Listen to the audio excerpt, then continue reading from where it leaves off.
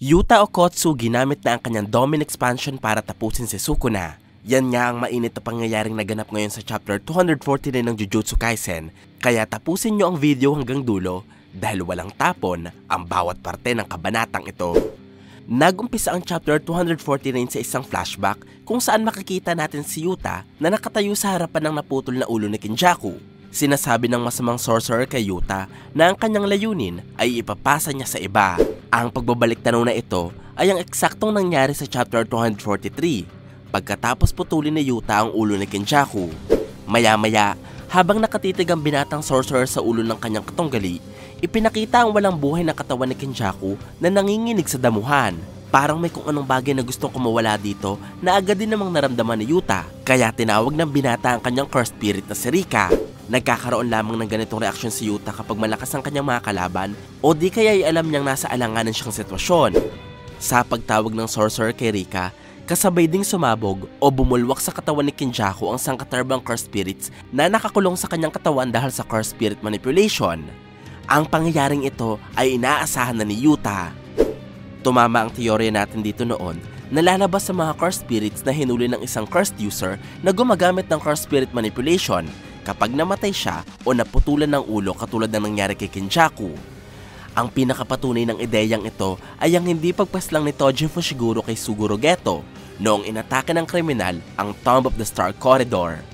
Ang daan-daang cursed spirits ay mabilis na nagliparan at tumakbo sa direksyon patungong syudad. Subalit, agad silang hinarangan ni Rika at isa-isang pinagpapaslang. Ang iba sa cursed spirit ni Kenjaku ay iniangat ang ulo ng sorcerer sa kalangitan.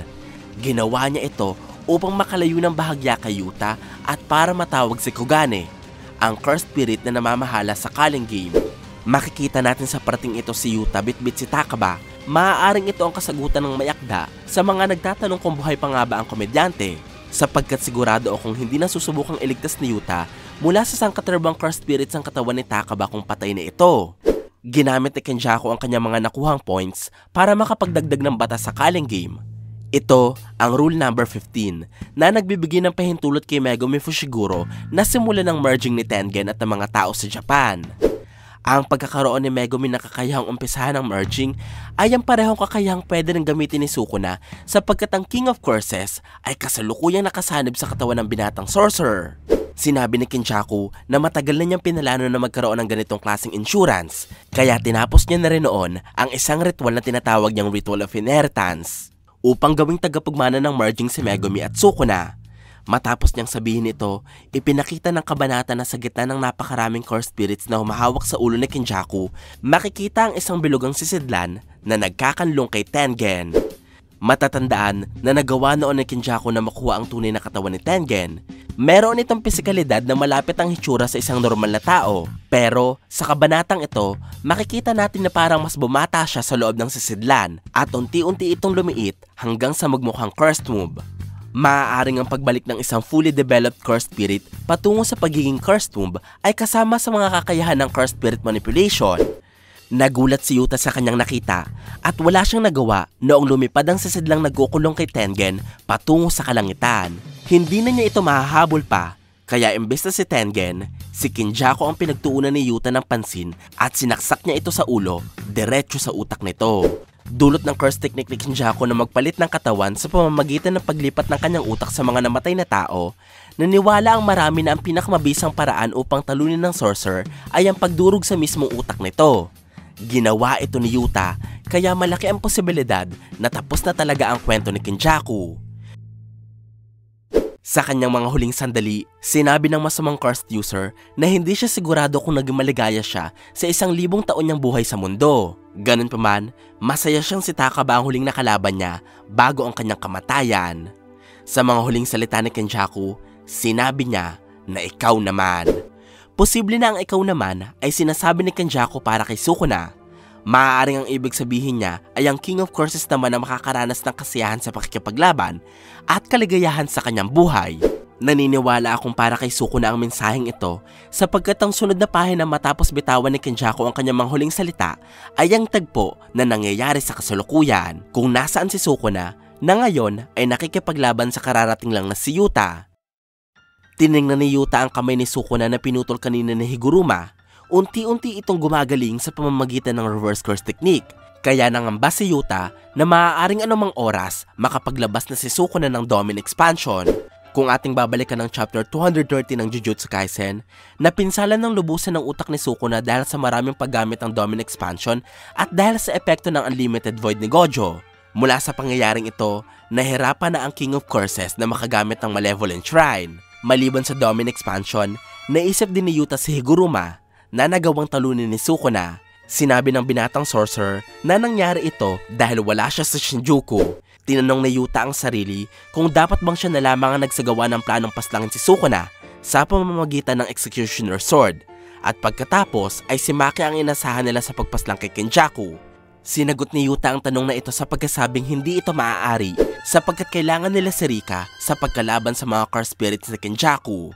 Hindi binanggit ni Yuta kung ano na ang misyon na isinasagawa ngayon ni Maki sapagkat hindi pa rin pumapasok ang babae sa laban at hindi pa ito nagpapakita sa kwento matapos mamatay ni Gojo. Unang kumilos si Rika sa pamamagitan ng pagpunta sa gilid ni Sukuna. Ginamit ng cursed spirit ang kanyang katawan na gawa sa itim na cursed energy para harangan ang paningin ni Sukuna. Sinamantala ni Yuta ang pagkakataon sa pamamagitan ng pagsaksak sa itim na cursed energy patago sa kanilang kalaban. Pero mabilis na iniwasan ni Sukuna ang pag-atake at ginamit niya ang kanyang cutting techniques na parang chainsaw upang hindi madampian ng katana ni Yuta ang kanyang palad. Hindi na bago kay Sukuna ang pagkalaban sa mga sorcerers na gumagamit ng espada sapagkat hinarap niya na noon si Maki. Kinalaban na din niya si Higuruma at ngayon ay si Yuta, kaya sigurado si Sukuna na hindi siya basta-basta matatalo sa pamamagitan ng katana. Binitawan ni Yuta ang kanyang sandata habang si Rika naman ay umatake sa likod. Nakita ni Sukuna ang ginawa ng kanyang mga kalaban kaya sinubukan niyang dumepensa. Nagtagumpay siya sa pagbigwas sa mukha ni Rika, subalit bigo siyang harangan ng suntok ni Yuta kaya tumama ito sa kanyang tiyan. Sinubukan ni Sukuna na kagatin ang kamao ng sorcerer. Buti na lamang at nakailag ang binata at kinuha muli ang kanyang espadang nabitawan ng katunggali. Ang pagtama ni Yuta ng suntok sa katawan ni Sukuna ay isang magandang senyales na kaya niyang masundan ang bilis ng King of Curses at maaari niya itong mapinsala sa pamamagitan ng iba pang kakayahan. Gamit ang kanyang katana, sinubukan ni Yuta na putulin ang ulo ni Sukuna. Yumuko ang King of Curses at sa kanyang pag-iwas, nakita niya si Rika na magpapakawala ng isang suntok.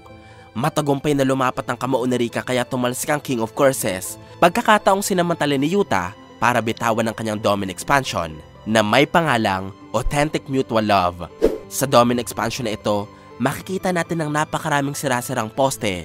Meron ding nakabiting tali na kilala sa tawag na True Lover's Knot na nagsisimbolo sa pag-iibigan nila Rika at Yuta na nagbibigkis sa kanilang dalawa. At makikita din dito ang hindi mabilang na espadang nakatusok sa lupa at mga poste. Ang Domin Expansion ni Yuta ay pinangalan ng Authentic Mutual Love. Tumutukoy ito sa pagmamahal ni Yuta at Rika sa isa't isa. Pagmamahalang umabot hanggang sa kabilang buhay. Matapos masaksihan ang paglabas ng Domin Expansion ni Yuta, gumamit si Sukuna ng Hollow Wicker Basket upang protektahan ang kanyang sarili. Para sa mga di pamilyar, ang Hollow Wicker Basket ay ang naunang bersyon ng Simple Domain.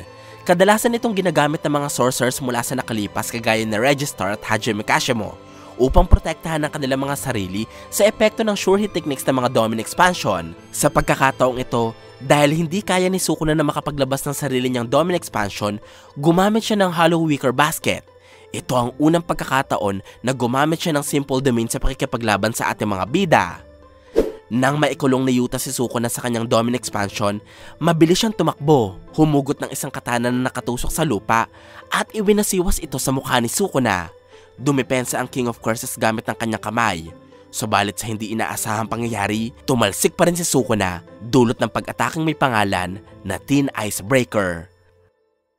Ang Thin Icebreaker ay isa sa mga abilidad ni Takako Uro, ang sorcerer mula sa nakalipas na kayang manipulahin ang kalangitan at himpapawid. Sa pamamagitan ng kanyang Thin Icebreaker, hindi na kailangan ni Uro na hawakan ng kanyang kalaban para mapinsala lamang ito. Bagkus, binabasag niya ang himpapawid na parang yelo at pinapatama ang puwersa diretso sa kanyang kalaban. Isa ito sa malakas na curse technique na puminsala noon kay Yuta, kaya napilitan ng sorcerer na gumamit ng reverse curse technique at tawagin si Rika. Ang lakas ng Thin Icebreaker ay natikman ni Sukuna at napatalsik siya dahil sa matinding puwersa. Sinabi ni Yuta sa kanyang isipan na sa loob ng kanyang Domin expansion, tinatapos niya ang lahat ng kanyang mga kalaban. Makikita na ang katanang inasahan niya para isagawa ang Tina Icebreaker ay unti-unting naglaho at mistulang naging abo. Malaki ang posibilidad na mga espadang nasa loob ng Domin expansion ni Yuta ay kumakatawan sa lahat ng curse techniques na nakopya niya. Matatandaan na si Yuta ay may kakayahang manggaya ng curse technique ng ibang sorcerer. Hindi pa na ipapaliwanag kung paano niya ito ginagawa, pero ipinahiwatig ng kwento na nagagaya ni Yuta ang ibang abilidad sa pamamagitan ng pagpapakain kay Rika ng bahagi ng katawan ng kanyang mga kalaban. Katulad ng pagkain ni Rika sa naputol na braso ni Uro na naging dahilan para magamit ni Yuta ang curse technique ng babae. Sa madaling salita, ang mga abilidad na nagaya at nakopya ni Yuta ay nasa mga katanang nakatarak sa lupa. Maaari niya itong gamitin ng malaya at maipatama ng walang problema sa mga katunggali niyang nasa loob ng Domin expansion. Matapos tumalsik dahil sa Tina Icebreaker, tumayo si Sukuna at makikita ang pinsalang kanyang nakuha dahil sa pag-atake ni Yuta. Nabulag ang isa sa mga mata ng King of Curses at nababalutan din ng dugo ang kalahati ng kanyang mukha. Pero nananatili ang kanyang mga ngiti sa labi habang sinasabi na alam na niya ang plano ng kanyang mga katunggali. Ayon kay Sukuna, nalaman niya gamit ang memorya ni Megumi na si Yuta ay mayroong curse technique na may kakayahang mangopya ng abilidad ng iba. Bukod dito, sinabi din ng King of Curses na mayroong sure hit technique ang Domin expansion ng binata at maaaring ito ay ang curse technique ni Angel. Si Angel ay yung sorcerer mula sa nakalipas na nabuhay sa katawan ni Hana Kurusu. Meron silang abilidad na tinatawag na Jacob's Ladder, isang curse technique na may kapangyarihang puksain ng kahit na anong klaseng jujutsu. Kabilang dito ang mga seals, barriers, at cursed objects kung saan nabibilang si Sukuna. Sa madaling salita, kung tama ang King of Curses na may ganitong sure hit technique ang authentic Mutual Love, maaaring malusaw siya sa oras na hininto niya ang paggamit ng Simple Domain. Ang Hollow Wicker Basket ay magagamit lamang sa pamamagitan ng hand seals at chants. Ibig sabihin, habang pinapakinabangan ni Sukuna ang Simple Domain na ito, hindi niya maaasahan ang isa sa kanyang dalawang bibig at ang dalawa sa apat niyang mga kamay. Ayon kay Sukuna, ang pangyayaring ito ay gagamitin ni Yuta bilang tsansa para atakihin siya ng sandamakmak na curse techniques na meron ang authentic Mutual Love. Pagkatapos ito, susubukan siyang ihiwalay ng kanyang mga kalaban sa katawan ni Megumi Fushiguro sa pamamagitan ng kakayahan ni Yuji Itadori na pinsalain ang kanyang mismong kaluluwa. Kung ating matatandaan, ang mga suntok ni Yuji ay nagagawa niyang maipatama sa kaluluwa ng kanyang mga kalaban. Ipinakita niya ang kakayahang ito sa laban nila ni Mahito, pero naging mas malakas noong nagkaroon siya ng pagbago sa kanyang braso at kamao. Ginamit niya muli ang kanyang kakayahan noong sinubukan niyang suntukin si Sukuna sa tiyan. Naramdaman noon ng King of Curses na parang naalog ang kanyang kaluluwa mula sa loob ng kanyang katawan dahil sa suntok ni Yuji. Sinabi ni Sukuna na makakabuti ang mga nangyayari para kay Yuji sapagkat sa wakas ay magkakaroon na rin ng silbi ang ating bida.